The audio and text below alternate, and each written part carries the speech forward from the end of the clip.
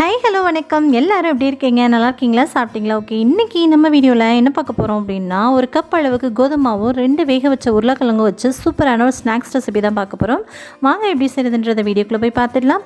இப்போ பார்த்தீங்கன்னா ஒரு கப் அளவுக்கு கோதுமாவை ஒரு பவுலில் நான் மாற்றிட்டு இதுக்கு தேவையான அளவுக்கு உப்பு சேர்த்துக்கலாம். உப்பு சேர்த்துட்டு இது கூடவே ஒரு 2 ஸ்பூன் அளவுக்கு ஆயில் சேர்த்துக்கலாம். எந்த ஆயிலாக இருந்தாலும் பரவாயில்ல, சேர்த்துக்கோங்க. சேர்த்துட்டு லைட்டாக ஒரு தடவை மிக்ஸ் கொடுத்துக்கோங்க. இப்போது தேவைக்கேற்ப கொஞ்சம் கொஞ்சமாக தண்ணி விட்டு பிசைஞ்சிக்கலாம். பிசைஞ்சிட்டு ஒரு சப்பாத்தி மாவு கன்சிஸ்டன்சிக்கு பிசைஞ்சு எடுத்துக்கலாம். ஸோ பார்த்திங்கன்னா இது மாதிரி. இப்போ பார்த்திங்க அப்படின்னா மாவு நல்லா சாஃப்டாக இருக்குது.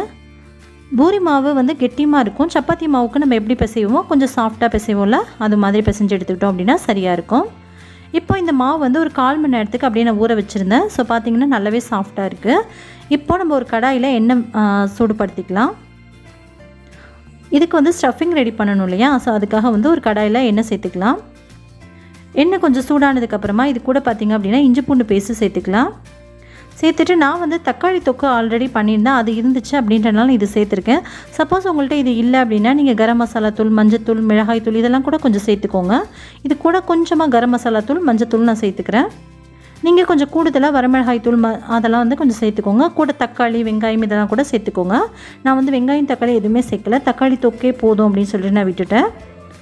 உங்கள்கிட்ட சப்போஸ் அந்த தக்காளி தொக்கு இது மாதிரி செஞ்சது எதுவுமே இல்லை அப்படின்னா நீங்கள் வெங்காயம், தக்காளி, மிளகாய் தூள், மஞ்சத்தூள், கரம் மசாலா தூள், உப்பு இதெல்லாம் சேர்த்துக்கணும். இப்போது நான் வேக வச்ச உருளைக்கிழங்கு நசுக்கி விட்டு இதில் போட்டுட்டேன். கூடவே வந்து உப்பு சேர்த்துட்டேன். சேர்த்து இதை நல்லா கலந்து விட்டுக்கலாம். கலந்து விட்டோம் அப்படின்னா நம்ம அந்த ஸ்நாக்ஸ்க்கு தேவையான ஸ்டஃபிங் வந்து ரெடி ஆகிடும். அவ்வளோதான். லாஸ்ட்டாக இன்னும் கொஞ்சம் இருந்ததையும் சேர்த்துட்டு இது கூட நான் அப்படியே லைட்டாக மிக்ஸ் கொடுத்து கலந்து விட்டுக்க போகிறேன்.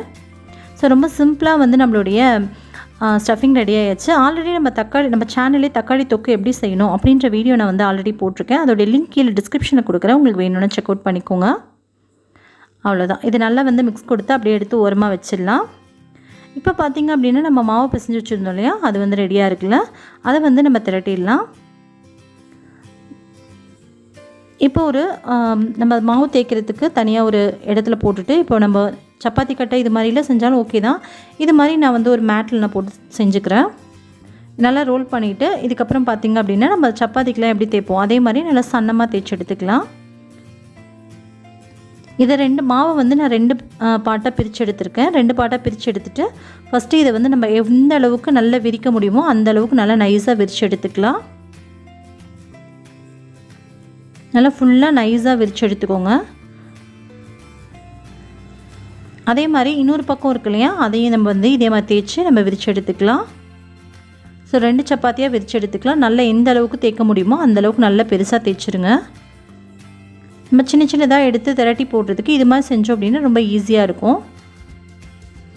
ஸ்டஃபிங்கை இது மாதிரி கொஞ்சம் கேப் விட்டு கார்னரில் அங்கங்கே வச்சுருங்க. சுற்றிலும் இது மாதிரி வச்சுட்டு நம்ம இந்த இதுக்கு மேலேயே வந்து நம்ம ஆல்ரெடி இன்னொரு சப்பாத்தி பண்ணி வச்சுருந்தோம்ல, அந்த இதையும் வந்து இதுக்கு மேலே போட்டுடலாம். போட்டுட்டு அங்கங்கே உங்களுக்கு என்ன ஷேப்பில் வேணுமோ அது மாதிரி நீங்கள் கட் பண்ணி, ரவுண்ட் ஷேப்பில் வேணால் ரவுண்ட் ஷேப், இல்லை ட்ரையாங்கிள் ஷேப், அது மாதிரி உங்களுக்கு என்ன ஷேப்பில் வேணுமோ அது மாதிரி நீங்கள் கட் பண்ணி எடுத்துக்கோங்க. நானும் எனக்கு கைக்கு வர ஷேப்பில் நான் அப்படியே கட் பண்ணி எடுத்துக்கிறேன். நம்ம கட் பண்ணும்போதே பார்த்திங்க அப்படின்னா அந்த சப்பாத்தி நம்ம 2மே வந்து ஒன்றா சேர்த்து வச்சோம் இல்லையா, அது வந்து 2மே வந்து க்ளோஸ் ஆகிடும். சப்போஸ் உங்களுக்கு க்ளோஸ் ஆகலை அப்படின்னா லைட்டாக வந்து ப்ரெஸ் பண்ணி கொடுத்தீங்க அப்படின்னா அழகாக அமர்ந்திக்கும்.